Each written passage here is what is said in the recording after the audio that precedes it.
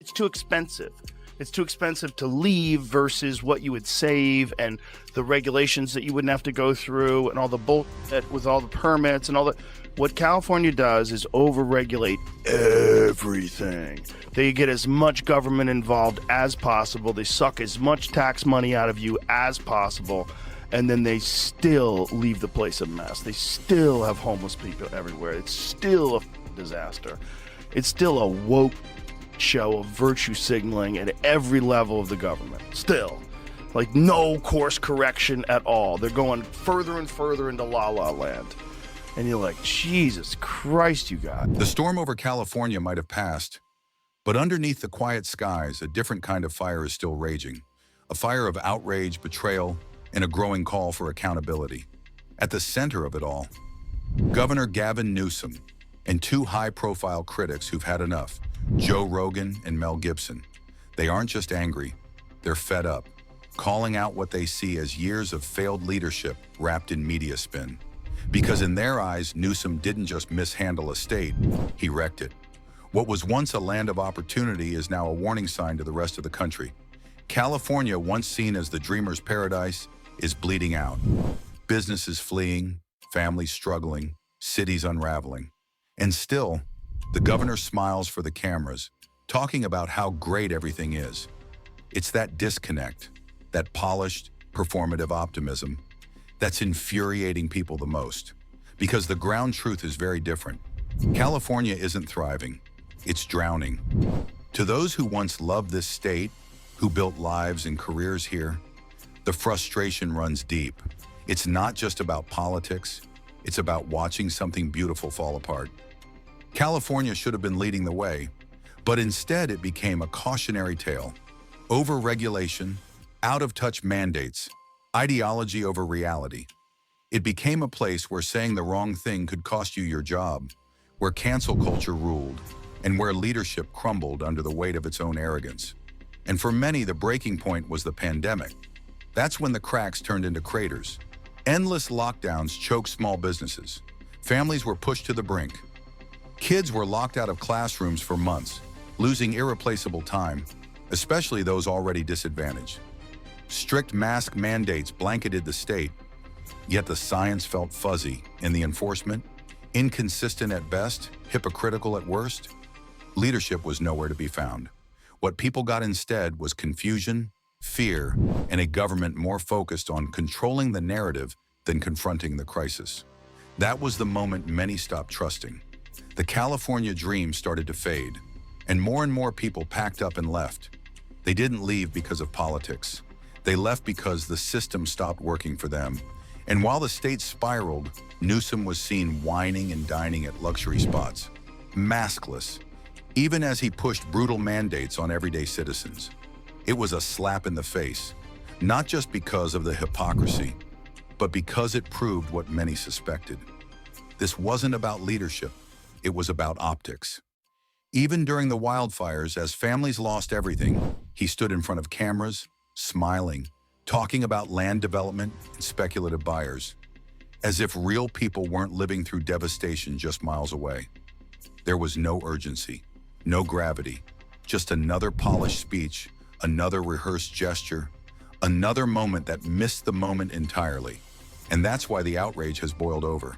It's not about left or right, it's about responsibility, about someone standing up and doing the job when it matters most.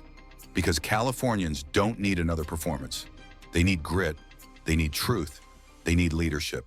And for those who've watched this once golden state unravel, they're done waiting. What California needs right now isn't another press conference. It's someone who actually gives a damn. While Gavin Newsom stands in front of cameras praising California's industries and talking bullish about its future, behind the scenes, the picture's very different. The truth? Businesses are desperate to leave. The only reason many haven't is because it's just too damn hard to move. If uprooting everything and relocating was as easy as flipping a switch, most companies would have vanished by now. Because under Newsom's rule, California isn't the land of dreams anymore. It's become a graveyard for small businesses. Step by step, the state that once welcomed entrepreneurs with open arms has turned into a bureaucratic trap. The first blow came with Assembly Bill 5, a tangled mess of legislation that reclassified freelancers and gig workers as full-time employees. That one move crippled the freelance economy, exploded labor costs, and sent small business owners scrambling through legal minefields. Then came the headlines. A shiny new $20 minimum wage. Sounds compassionate, right? But on the ground, it pushed family-run restaurants to the brink, triggering layoffs, closures, and the slow death of local communities. And just when businesses thought it couldn't get worse, the unemployment crisis hit. Newsom's administration fumbled it so badly, fraud ran rampant. Now the very businesses that struggled to stay afloat are being slapped with massive payroll tax hikes to clean up the mess they didn't make. It's a pattern. Policies that sound noble on paper, but in reality suffocate the very people they claim to protect. California isn't just overregulated, it's drowning in its own red tape. Every move requires a permit. Every dream is boxed in by restrictions. And after bleeding you dry with taxes, the state still delivers nothing but chaos. Homelessness is everywhere. Tent cities stretch across Los Angeles and San Francisco like scars. Crime keeps climbing. Families don't feel safe. And the government's answer? More virtue signaling, more political theater, no real solutions. It's not just a collapse in leadership. It's a complete loss of direction. California, despite being one of the wealthiest states in the nation, is losing to average states on basic quality of life. People are fleeing to places like Texas and Florida, chasing affordability, safety, and opportunity. Things California once promised, but can no longer deliver. All those big progressive promises, they've turned into bloated government offices, failed policies, and a state spiraling into dysfunction. And voices of dissent are getting louder. It's not just Joe Rogan sounding the alarm. Even actor Mel Gibson has stepped into the ring, demanding accountability, demanding change. He's pointed the finger not just at Newsom, but at Los Angeles Mayor Karen Bass, too. Both of whom, critics say, have already proven their incompetence during one of the city's worst disasters, the wildfires. So now a growing chorus is rising. A demand not for perfect politics, but for basic leadership. For someone who sees beyond headlines and hashtags. Someone who understands that behind every policy are real people. As lawlessness and civil unrest erupt across California, one thing has become painfully clear. The people in charge are either dangerously unprepared or they simply don't care. When crisis hits, real leaders step up. But under Governor Gavin Newsom and Mayor Karen Bass, California has been left to spiral. And the question echoing across Los Angeles is growing louder. Why are they still in office? Even Hollywood's own Mel Gibson has reached his breaking point, and he's not pulling punches. For him, the final straw was the governor's shameful inaction during the ICE protests. What began as peaceful demonstrations quickly descended into chaos. Looting, smashed storefronts, and communities torn apart. And while California burned, Newsom chose politics over protection. Instead of sending support, instead of calming the storm, he stood by and let it unfold. The people didn't want violence. They weren't asking for force. They just wanted someone to lead, to protect homes, to protect lives.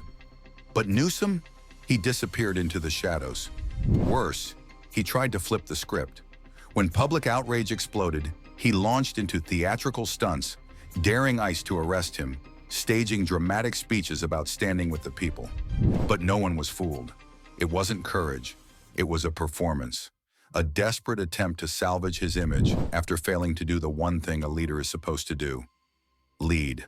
Behind the photo ops and perfectly staged outrage, the reality is brutal. California's streets were on fire, families were terrified, and leadership was nowhere to be found.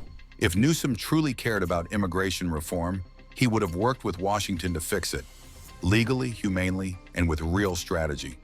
But that takes guts. That takes action. And those are two things Gavin Newsom has never shown. Meanwhile, actor Jon Voight didn't hold back either, blasting Newsom for letting criminals run wild in Los Angeles, for blaming others while the state crumbled under his watch. He wasn't speaking as a celebrity. He was speaking as a father, a citizen, someone who's watched their city become unrecognizable. And the message was simple. You don't get to dream about the presidency when you've let your own backyard burn, because that's what's happening now. Gavin Newsom, a man some in the Democratic Party want to elevate to national leadership, has left behind a state in shambles.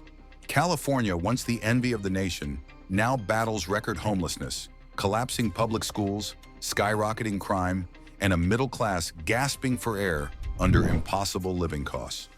If Newsom can't manage one state, a state blessed with more resources, talent, and innovation than almost anywhere else in the world, how could anyone trust him with the entire country? He's more comfortable crafting headlines than crafting real results. On paper, his plans might shine, but on the streets, in the classrooms, and inside people's homes, it's failure you can feel.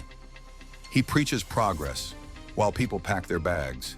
He promises reform while chaos grows louder. And still, he smiles for the cameras, convinced the optics will save him. But the truth can't be covered up forever, because from Joe Rogan to Mel Gibson to everyday Californians, the verdict is becoming clear. Gavin Newsom isn't leading a state, he's managing a narrative. And if this is the future he wants to bring to the White House, America better think twice. Thanks for watching today's video. If this hit home, smash that like button, subscribe to Celeb Viral, and join the conversation below. Until next time, stay aware, stay bold, and stay vocal.